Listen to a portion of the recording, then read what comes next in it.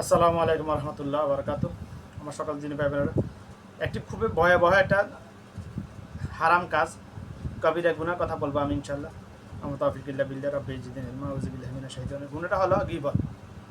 গীবত এমন এক ভয়াবহ রূপ ধারণ করেছে বর্তমানে, আগামীতে আরও খারাপ হবে। এটা ভয়াবহ রূপ ধারণ করার কারণ হলো এটাকে আমরা গুনাহ মনে করি না, এটাকে আমরা হারামে মনে করি না। গীবতের মধ্যে পতিত না নয় এরকম মানুষ খুব কম কম কম বর্তমানে। এরকম মানুষ খুব কম বর্তমান যুগের, বর্তমান সময়ের 1999 জন মানুষ গীবতের মধ্যে পতিত, গীবতের মধ্যে লিপ্ত। কারণ গীবতটা মানুষের কাছে শয়তান এমনভাবে উপস্থাপন করেছে, এটাকে সানাসা মনে হয়। এটাকে মানে মনের খোরাক বানিয়ে দিচ্ছে শয়তান। শয়তান এটাকে মানে মানুষের জন্য ফান্তাবাদ সানাসা বানিয়ে ফেলেছে। এটা গীবত না করলে চা দোকানে বসে সিগারেট আনতেছে, ওটাও জাহান্নামের নমুনা, জাহান্নামীদের শাস্তির নমুনা। চা খাইতেছে, গীবতও করতেছে, মানে দুইটাই মিক্স করে ফেলছে চা নাস্তার সাথে গীবতকে। গীবত না করলে মানুষের মনে বুঝে না বর্তমান যুগে। রাসূল সাল্লাল্লাহু আলাইহি ওয়াসাল্লাম বলছেন গীবত করা হারাম, গীবত করা কবিরা গুনাহ। গীবত করাকে রাসূল সাল্লাল্লাহু আলাইহি ওয়াসাল্লাম মৃতর প্রায়ের গোশত খাওয়ার সাথে তুলনা করেছেন। আপনার শুধু এটাই জানেন, এতটুকু জানি, কিন্তু গীবতের ভয়াবহতা সম্বন্ধে আমাদের ধারণাই নাই। গীবত করার অনেকগুলো অর্থ আছে, গীবত নিয়ে অনেকগুলো হাদিস আছে, গীবতের ভয়াবহতা নিয়ে একটা দুইটা হাদিস না, যেগুলো 3-4টা হাদিস তো বলে ফেলেছি। গীবত করা আর অন্য সম্পদ, গীবত করা মানুষের হক, গীবত করা মানুষের হক নষ্ট করা একই গুনাহ। যেরকম যদি কারোর সম্পদ নষ্ট করা হয়, কারোর সম্পদ আত্মসাৎ করা হয় জোরপূর্বক, কারোর টাকা দাম নিয়ে টাকা না দেওয়া হয়, মেরে খাওয়া হয়, ওটা যেরকম মানুষের হক খাওয়া হয়েছে, নষ্ট করা হয়েছে, সেম গীবতে একই অবস্থা। গীবতের গুনাহ একই ধরনের গুনাহ।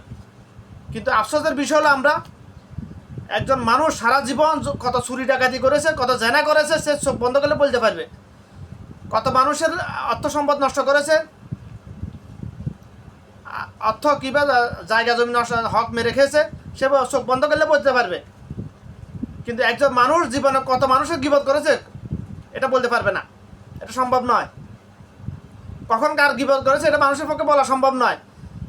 বলা কেন সম্ভব নয়? মানুষ এটাকে গুনাহ মনে করে না, এটাকে হারামে মনে না, এটা যে মানুষের হক এটাই মনে করে না, জাহেলিয়াতের কারণে মানুষের মধ্যে। কিন্তু আফসোসের বিষয় হলো আমরা কার গীবত করি? আমরা যাকে অপছন্দ করি তার গীবত করি, যাকে পছন্দ করি তার গীবত করি না। তার গীবত কেউ করতে চাইলেও সামনাসামনি কারো সামনে সে প্রতিবাদ করে। কিন্তু একটা বিষয় চিন্তা করুন, আমরা যা গীবত করা মানে অন্যের হক নষ্ট করা। গীবত করার আরেকটা অর্থ হলো, রাসূল সাল্লাল্লাহু আলাইহি ওয়াসাল্লাম বলছেন গীবত করা আর নিজের কষ্ট অর্জিত কবুল হওয়া আমল, নেক আমলের বিনিময়গুলা অন্য যা গীবত করেছে তাকে দিয়ে দেওয়া। বুঝে আসে না ভাই? কেন দিয়ে দেওয়া? আমরা গীবতকে গুনাহ মনে করতেছি না। গীবত যে অন্যের হক নষ্ট হয়, আমরা এটাকে গুনাহ মনে করি, হারামে মনে করতেছি না। তো যার হক তার কাছে মাপ চাওয়ার তো প্রশ্ন আসে না। আমি যে ভুল করেছি এটা স্বীকার করলে তো আমি আল্লাহর কাছে মাপ চাইবো, কিংবা যার হক মেরে রেখেছি এটা যদি স্বীকার করে আমি অমুকের হক মেরে রেখেছি, তার কাছে মাপ চাওয়ার প্রশ্ন আসবে, অপশন পরবর্তীতে আসবে। আমি যে স্বীকারও করতেছি না, আমি যে অন্যের হক মারি খাইতেছি, নষ্ট করতেছি গীবত করে, এটা মাপ চাওয়ার প্রশ্ন আসে না। শয়তানের ন্যায় শয়তান বাবা আদমকে সেজদা করেছে না করে ভুল করেছে, ইমানহারা হয়েছে, এটা শয়তান স্বীকারই করে না। এই জন্য শয়তান মাপ চাইতেছে না আল্লাহর কাছে। সেম শয়তানের ন্যায় শয়তান গীবতটাকে মানুষের মধ্যে, কলবের মধ্যে এমনভাবে স্থাপন করে ফেলেছে, গীবত মানুষের কাছে ফান্তাবাদ চা নাস্তা হয়ে গেছে। এখন চা নাস্তা হয়ে গেছে। কিন্তু আফসোসের বিষয় হলো, আমি এত কষ্ট করে বাঙ্গাসুরা যে নেক আমল করে করতেছি, আমি কি সারা তাহাজ্জুদ নামাজ পড়তেছি না? আমি কি দৈনিক কয় রাকাত সুন্নত নামাজ পড়তেছি? ফরজ নামাজটা পড়তেছি কোনো রকম, তা মাঝে মধ্যে কাজা হয়ে যাইতেছে, কাজা মানে দেরি হয়ে যাইতেছে। আখের ওয়াক্তে পড়তেছি আমি। এত কষ্ট করে যা টুকটা বাঙ্গাসুরা আমল করতেছি, এটাও যদি আমি গীবত করার কারণে দিয়ে আমি তো বরবাদ হয়ে যাবো হাসরের দিন, আমি তো জাহান্নামী হয়ে যাবো নাউজুবিল্লাহ। কারণ নেকির পাল্লা যদি আমার গীবতের বিনিময়টা তখন দিতে হবে বাধ্যতামূলক হাসরের দিন।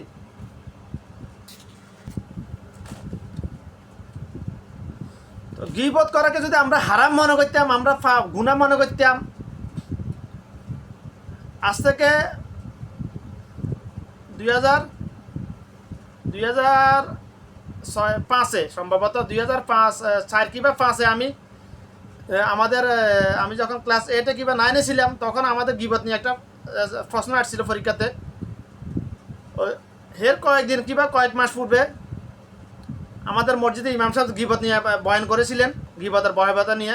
গীবত করা জানার চাইতেও জঘন্যতম পাপ, গীবত করা জানার চাইতেও জঘন্যতম পাপ। ওই যে একটু আগে আমি বলেছিলাম, কেন আমি জানা করার জন্য উৎসাহ করতেছি না, কারণ একজন মানুষ যদি সারা জীবন যদি 1000 বার 1,000,000 জেনা করে, নাউজুবিল্লাহ, যদি সে যদি তবে নসুয়া করে যে আল্লাহ আমি সারা জীবন এত জীবনে অনেক জেনা করেছি, বাকি জীবন আমি আর জেনা করবো না, তুমি আমাকে মাফ করে দাও, আল্লাহর সাথে সাথে মাফ করে দিবা। কারণ এটা আল্লাহর হক নষ্ট, আল্লাহর নিষেধ অমান্য করেছে, কারো হক নষ্ট করে নাই। কারণ জেনা হয় দুইজনের সম্মতিক্রমে, দর্শনের ক্ষেত্রে শাস্তি ভিন্ন। আবার জেনা হয় দুইজনের সম্মতিক্রমে, জেনা করার জন্য উৎসাহিত করতেছি না, জেনা করা তো অবশ্যই জঘন্যতম পাপ, ওদিকে গেলাম না। তো গীবত জেনা চাইতেও জঘন্যতম পাপ, কারণ একজন জেনাকার সে স্বীকার করে সে জেনা করতেছে, সে গুনাহ করতেছে, এটা মানে সে এটা জানে, স্বীকার করে না, এটা প্রকাশ করার তো নিষেধ। এটা হাদিসে রাসূল নিষেধ করেছেন যে নিজের যে কোনো পাপ প্রকাশ করা নিষেধ, প্রকাশ করলে আল্লাহ পাক তার উপর থেকে তার আল্লাহ পাকের পর্দা উঠে নিয়ে। তো যেটা বলতেছিলাম, কিন্তু গীবতের ক্ষেত্রে আমরা তো গীবত কখন কার গীবত করেছি আমরা জানিই না, আমরা এটাকে মানে হারামে মনে করতেছি না। তো সুতরাং এটা মাপসাহ প্রশ্ন আসে না কার গীবত করেছি জীবনে কত মানুষ।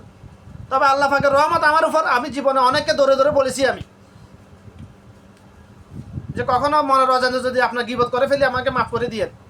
আমার জ্যাঠা মিজিবাড়ির আমার জ্যাঠা কাদু যাইয়া মৃত্যুর 6 মাস আগে, প্রায় সম্ভবত 2-4 মাস 6 মাস আগে আমি তাকে বলছি, যাতে আমি তো জানি না কখন গীবত করেছি কিনা। উনি অনেক ভালো মানুষ ছিলেন, জীবনে কখনো কারো হক একটি টাকা কারো হক মারি খায় নাই, আমি যতটুকু জানি আমার সম্বন্ধে।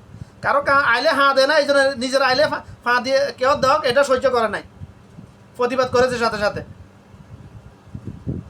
মানুষও ওনা জীবনে কারো হক নষ্ট করে নাই, কিন্তু তার হক নষ্ট করো এটাও তিনি সহ্য করে না, এই জন্য মানুষ তার পিছনে সমালোচনা করতো। এটা তার জন্য লাভ, এটা তার জন্য লাভ, আখিরাতের জন্য মঙ্গল। এটা ওই আমার জেঠার কাছে আমি যখন দেখি নরম হয়ে গেছে, আমি তো জানি না আমার জেঠা কয়দিন বাঁচবে, আমি তাও জানি না, আমি কয়দিন বাঁচবো তাও জানি। তখন আমি জেঠা মসজিদ থেকে বের হওয়ার পর আমি জেঠার কাছে মাফ চাইছি, যারা আমার মাফ করে দিয়ে কখনো যদি মনের অজান্তে গীবত করে ফেলি, তখন যারা কান্দামুহ হয়ে গেছে। কার কথা বলছি? আমাদের মিজিবাড়ির আবদুল্লাহ খান সাহেব ভাইজার বাপের কথা বলেছি আমি তার কাছে মাফ চাইছি, কারণ আমি কখনো তার গীবত করছি কিনা আমি জানি না, যদি করে ফেলি এই জন্য মাফ চাইছি আমি। এরকম আমি অনেকের কাছে মাফ চাইছি আমি, আবার অনেককে সরাসরি আমি বলছি ভাই অনেকদিন তোর ব্যাপারে এরকম কথা বলেছি, আমি তোর মধ্যে এই দোষটা ছিল এই জন্য বলেছি, ধরে ধরে বলছি অনেককে আমি জীবনে, যে নিজেকে পাবলিসিটি করার জন্য বলতেছি না কথাটা। আপনাদের কলবের মধ্যে কলবটা একটু জাগ্রত করার জন্য ভাই। তো আমরা গীবতকে আমরা গুনাহ মনে করতেছি না, গীবতের ভয়াবহতা, গীবত জানার চাইতে মারাত্মক। চুরি ডাকাতি সিন্ডিকেট হত্যা সবগুলো, সিন্ডিকেটের কথা সাদাবাজির কথা বাদ দিলাম, ওটা অপশনাল, ওটা নিয়ে কথা বললে শেষ হবে না। প্রত্যেক সিন্ডিকেটকারী সাদাবাজকারী জাহান্নামে যাবেই যাবে, যে কোনো ধরনের সিন্ডিকেটকারী জাহান্নামে যাবেই যাবে। কারণ একজন সিন্ডিকেটকারী সাদাবাজকারী কত লক্ষ মানুষের, কোটি মানুষের হক নষ্ট করছে সে জানে না, মাপ চাওয়া তো অনেক দূরের কথা। তো গীবত, এখন গীবত থেকে বাঁচতে হলে আমাদের কি করতে হবে? সব গীবতের ভয়াবহতাটা আমি বললাম, যতটুকু আল্লাহ আমাকে এলেম দিয়েছে, হেকমা দিয়েছে। কিন্তু গীবত থেকে বাঁচতে হলে আমাদের কি করতে হবে? ইনশাআল্লাহ গীবতের থেকে বাঁচা কঠিনও, আবার খুব সহজ হয়, একেবারে খুব সহজ গীবত থেকে বাঁচা। তার জন্য একটা হাদিস অনুসরণ মানতে হবে। রাসূল সাল্লাল্লাহু আলাইহি ওয়াসাল্লাম বলছেন, আল্লাহ পাকের কাছে দুনিয়ার উপরে সবচেয়ে উৎকৃষ্ট মর্যাদাপূর্ণ জায়গা হলো মসজিদ, আর সবচেয়ে নিকৃষ্ট জায়গা হলো বাজার। মন্দিরের কথা বলে নাই, মাজারের কথা বলে নাই, বাজারের কথা বলেছে। এই হাদিসের তাকিক তাফসিরে আল্লাহ পাক আমাকে যেটা বুঝাইলো, এই হাদিসের তাকিক হলো যে মানুষ যদি বাজারে গিয়ে আড্ডা না দেয়, বাজার বলতে শুধু মুড়িগঞ্জ বাজার না, হাই রাস্তা বাজার না, হেনিবাড়িটা বাজার না, বাজার মানে চা দোকান। মানুষ যদি চা দোকানে গিয়ে আড্ডা না দেয় তাহলে গিবত হবে না তার কাছে। গিবত কোথায় হয়? একের অধিক মানুষ একত্রিত হলে ওখানে গিবত হয়। কারণ যেখানে দুইজন মানুষ ওখানে তৃতীয় ব্যক্তি হিসেবে আরেকজন আছে, সেটা হলো শয়তান, জিন শয়তান। যেখানে তিনজন মানুষ সেখানে চতুর্থ হিসেবে আরেকজন আছে, সেটা হলো জিন শয়তান। যেখানে একজন আছে সেখানেও জিন শয়তান আছে, তবে গিবত করাতে পারবে না, করার সুযোগ নেই। এখানে গিবত সবল করার সুযোগ নেই। গিবত করলে সবল করি ফ্রিতে চলে আসবে পিছনে। গিবত করছেন সবল করি পিছন দিয়ে আসবে। আল্লাহর কসম করে বলতেছি, গিবত করলে সবল করি পিছন থেকে আসবেই। সবল করি ভয়াবহ তো আরও কঠিন। সবল করি রাসূল সাল্লাল্লাহু আলাইহি ওয়াসাল্লাম বলছেন, সবল কর আগুন যেরকম শুকনো কাঠকে জ্বালি ফুটে সারখার করে দেয়, সগলখড়ি তার সগলখড়ের ন্যাক আমলকে ওইরকম জালি ফুটে সারখার করে দেয়। কারণ গিবত করলে সগলখড়ি ফ্রি। সগলখড়ির কারণে একটা পরিবারে, একটা সমাজে, একটা রাষ্ট্রের মধ্যে ফিতনা ফাসাদ, মারামারি, হানাহানি এগুলো সৃষ্টি হয়। যত পরিবার ধ্বংস হওয়ার মূল কারণটা হলো গিবত আর সবলখড়ি। 91টি পরিবার বাংলাদেশে এখন বিলুপ্ত হয়ে গেছে, জাদুঘরে পাওয়া যাবে।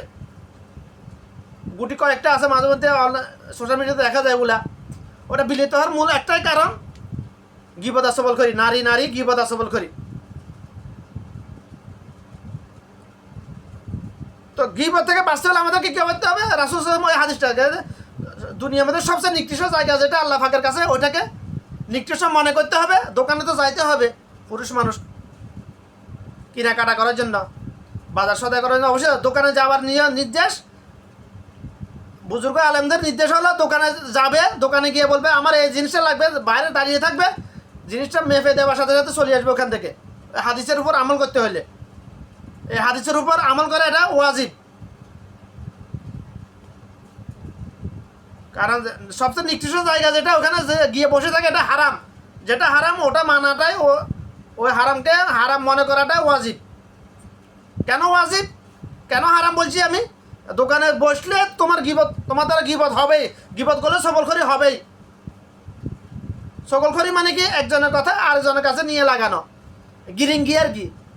আমাদের সামনের বাড়ি একজনকে আমি টাইটেল দিয়েছিলাম আজকে প্রায় 20 বছর আগে, গিরিঙ্গি। নাম নিলাম না, গিরিঙ্গি বললে সবাই চিনে। গিরিঙ্গি সব ও নামের আগে গিরিঙ্গি শব্দটা উচ্চারণ করলে এক নাম একটা সবাই চিনে আমাদের এলাকার। এখন নামটা আমি পাঠাইছিলাম। সমাজ সেবা করে, আবার সবলখড়ি করে, মিথ্যা অপবাদে মানুষেরকে। গিবত তো আছেই। তো গিবত থেকে বাঁচার জন্য খুব সহজ পন্থা হলো আল্লাহ পাকের কাছে সবচেয়ে নিকৃষ্ট জায়গা যেটা, ওখানে গিয়ে বসে থাকে হারাম মনে করতে হবে। আরও সহজ উপায় হলো, সবচেয়ে সহজ উপায় হলো আমি গিবত নিয়ে অ্যানালাইসিস করতে গিয়ে যে আল্লাহ পাক যে আমাকে এলেম দিয়েছে সংক্ষিপ্ত, ওই এলেমটা বলতেছি। আমি বলতেছি না, রাসূল সাল্লাল্লাহু আলাইহি ওয়াসাল্লাম এভাবে বলছে। ওয়াল্লাহি আল্লাহ, হয়তো আমি হাদিসটা পাই না, হয়তো আল্লাহ রাসূল সাল্লাল্লাহু আলাইহি ওয়াসাল্লাম এভাবে বলেছেন, এরকম হতেও পারে। কিন্তু আমি গিবত নিয়ে অ্যানালাইসিস করে, গিবত নিয়ে যতগুলো হাদিস আছে এগুলোর উপর অ্যানালাইসিস করে, তাকিদ করে আমি যেটা পাইলাম, আমি যে আলেমটা আল্লাহ পাক আমাকে দিয়েছে সংক্ষেপে, মানে খুব সহজে, একেবারে সহজ গিবত করা, গিবত থেকে বেঁচে থাকা যেরকম কঠিন, গিবত কঠিনও। আবার এই কথাটা যদি কেউ যদি মানে, তার জন্য একেবারে সহজ গিবত থেকে বেঁচে থাকা। যে অনুপস্থিত ব্যক্তির নাম নেওয়া নিষেধ, অনুপস্থিত ব্যক্তির নামে নেবেন না। অর্থাৎ একটি জায়গায়, একটি দোকানে কিংবা একটি যে কোনো মনে করেন একটি জায়গায় 2 জন ব্যক্তি আছেন, 3 জন ব্যক্তি আছেন, 5 জন ব্যক্তি আছেন, অনুপস্থিত ব্যক্তির নামও জিজ্ঞাসা করবেন না, অমুক লোকটি কেমন আছে এটাও জিজ্ঞাসা করবেন না, নাম নেবেন না। যদি এই কথার উপর আমল করতে পারেন ইনশাআল্লাহ, তাহলে গিবত থেকে বাঁচা একেবারে সহজ। প্রথম অবশ্যই গিবত থেকে বেঁচে থাকা খুব কঠিন মানুষের পক্ষে। গিবতের মধ্যে লিপ্ত 1999 জন মানুষ লিপ্ত বর্তমানে। এটা মুসলমানের ঘরে জন্ম নেওয়া আদম সন্তান হোক, হিন্দু বৌদ্ধ খ্রিস্টানের ঘরে জন্ম আদম সন্তান, সবাই লিপ্ত এখানে 1999 জন। এটা থেকে বেঁচে থাকতে হলে কী করতে হবে? অনুপস্থিত ব্যক্তির নাম নেবেন না।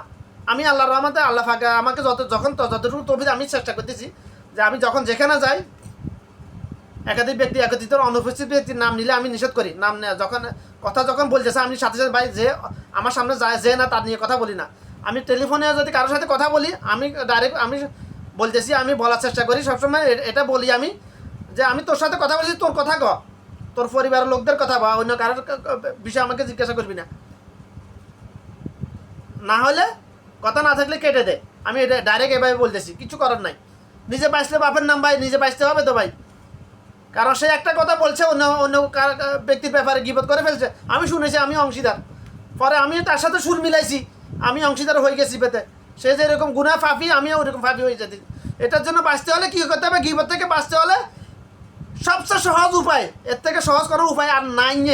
কসম আল্লাহর কসম করে বলতেছি আমি, গীবত থেকে বাঁচা একেবারে সহজ, যদি এই কথাটা কেউ যদি মানি চলতে পারে।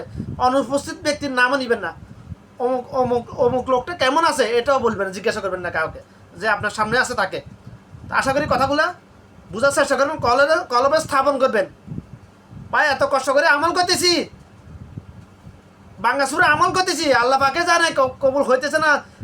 কারণ আল্লাহ পাক যেমন করার জন্য বলছে, আল্লাহ রাসূল সাল্লাল্লাহু আলাইহি ওয়াসাল্লাম যেভাবে আমল করার জন্য বলেছেন, ওভাবে কি আমরা করতে পারতেছি? আমরা দুর্বল, পারতেছি না।